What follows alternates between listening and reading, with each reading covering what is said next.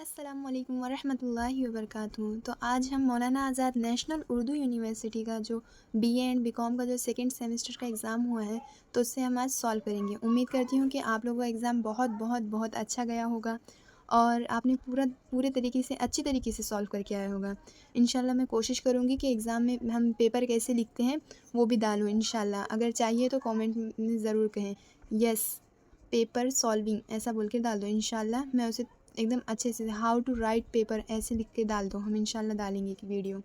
तो चलो शुरू करते हैं कि क्या क्या आया था और कितने बच्चों ने क्या क्या किया। तो आप लोगों ने कमेंट में ज़रूर बताना कि आपने कितने मार्क्स का पेपर सॉल्व करके आए हों।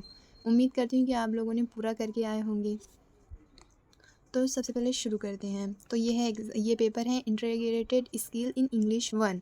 तो ये 3 घंटे का पेपर होता है और 70 मार्क का होता है और 13 मार्क्स के हमारे असाइनमेंट्स आते हैं यानी कि 30 मार्क के। तो हमने इंशाल्लाह मुझे लगता है कि आप लोगों ने असाइनमेंट सबमिट कर दिए होंगे, उसका टाइम भी चले गया है और पेपर्स भी हो चुके हैं।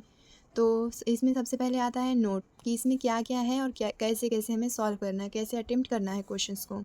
तो सबसे पहले नोट है, इसमें 3 पार्ट्स हैं, part 1, part A, part B और पार्ट सी। तो हमें ये तीनों पार्ट अटेंड करना है। तो सबसे पहले पार्ट ए है। तो पार्ट ए में क्या क्या आते हैं कि ये जो ऑब्जेक्टिव्स होते हैं तो ये इसका है 10 मार्क मिलते हैं। एक क्वेश्चन का 1 मार्क होता है और 10 क्वेश्चंस होते हैं।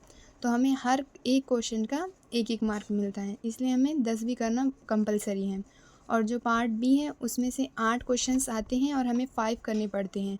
एक क्वेश्चन के 6 नंबर होते हैं और 5 क्वेश्चंस के कुल 5 क्वेश्चन अगर अटेंड करेंगे तो उसके 30 मार्क होते हैं।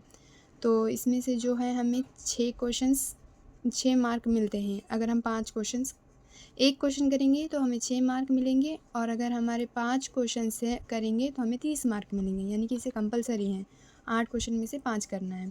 और पार्ट सी में क्या है, 3 क्वेश्चंस करना है हमें, उसमें आते 5 हैं तो हमें 3 करना है। तो एक एक क्वेश्चन का 10-10 मार्क होता है और 10 मार्क मिला के 3 क्वेश्चन का 30 मार्क होता है।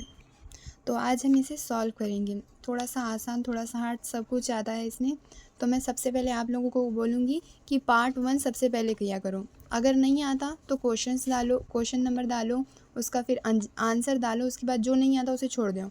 और अगर आप लिख रहे हो ना तो आपको ये बहुत ज़्यादा इंपॉर्टेंट है कि अगर आप समझ जाओ इसका जो फर्स्ट का है आंसर है सी, यानी कि फीडबैक है इसका आंसर, राइट आंसर सी है। तो आपको अगर आप क्वेश्चन आंसर शीट में लिख रहे हो तो आपको लिखना है सबसे पहले क्वेश्चन नंबर 1, फिर इसका आंसर, फिर उसका हमें जो भी आंसर है यानी कि हमारा सी आया तो हम सी का पूरा लिखेंगे। यहाँ पर हम थोड़ा सा भी बचाएंगे नहीं, इसमें हम पूरा लिखेंगे और इसके लास्ट नीचे ऐसे ऐसे 2 रेश मारेंगे ताकि हमारा आंसर ऐसे उठ के दिखे। जैसे पेज खोले तो हाँ आंसर सी, इसका राइट आंसर ये। तो हमारे जो चेक करने वाले होते हैं वो बहुत अच्छे से आसानी से चेक कर लेते हैं। तो हमें नंबरात भी शायद ज़्यादा हो सकते हैं पर इनमें कोई चांस नहीं होता है, इसलिए कोशिश करें कि राइट आंसर लिखें, एक भी रॉन्ग ना जाए। तो सबसे पहले इसका फर्स्ट का आंसर है सी और सेकंड का भी सी है और थर्ड का है हमारा हग, यानी कि जो गले मिलते हैं ना वो, यानी कि इसका डी आंसर है, राइट आंसर डी। और फोर्थ का है हमारा reading, scanning and skimming are strategies of reading, यानी कि हम जब पढ़ते हैं तो हम क्या क्या काम करते हैं। देखो 4 तरीके के आपने पढ़े हो तो आपको पता होगा, पर मैं भी एक बार ढीले से मतलब हल्का हल्का बोल देती हूँ। 4 तरह की रीडिंग होती है, हम 4 तरह से रीडिंग करते हैं। तो इनमें से 2 का यहाँ पर पूछा गया है तो वो कौन सी है, तो ये रीडिंग है। इस तरीके से हमें आंसर लिखना है। और इसका फिर 5 का आंसर है, 5 का आंसर है ए और 6 का आंसर है सी और 7 का आंसर आप लोग मुझे कमेंट करो। ये तो बहुत बेसिक है, आप लोग को आना ही चाहिए। मैंने नेक्स्ट टाइम भी बताई थी, अभी ये भी बार आ गया तो आप लोग इसका आंसर कमेंट में ज़रूर बताना। और रीडिंग इज़ कौन सी स्किल है, ये प्रोडक्टिव है, रिस्पेक्टिव है या नॉन या बोथ। तो हमें इसका डालना है रिस्पेक्टिव यानी कि ए। तो हमने अभी यहाँ पर टिक नहीं मारे तो इसलिए मैं बता देती हूँ। 5 का आंसर है ए, 6 का है सी, 7 का आप लोग बताएंगे और 8 का है ए और 9 का है डी यानी कि टीचिंग स्किल। इसमें से सिर्फ 4 स्किल हैं जो हमें पढ़ाई जाती हैं, वो है reading, writing, speaking and listening. तो इसमें हमें टीचिंग आ गया, तो इसलिए इसको रॉन्ग करना है हमें। इसमें से बताया है 4 पिलर, बेसिक 4 पिलर्स बताओ कम्युनिकेशन स्किल को सीखने के। तो सॉरी, जो इसमें यूज़ नहीं होता वो, तो इसमें डी है। और फिर 10th का आंसर है डी, सी।